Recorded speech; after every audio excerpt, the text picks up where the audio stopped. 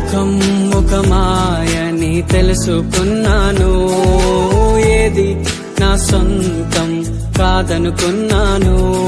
ఈ లోకం ఒక మాయని తెలుసుకున్నాను, ఏది నా సొంతం కాదనుకున్నాను. తప్పిపోయిన కుమారుని నేనైతే, నా కొరకై నిరీక్షించే తండ్రి నా యేసు. తప్పిపోయిన కుమారుని నేనైతే, నా కొరకై నిరీక్షించే తండ్రి నా యేసు. ఈ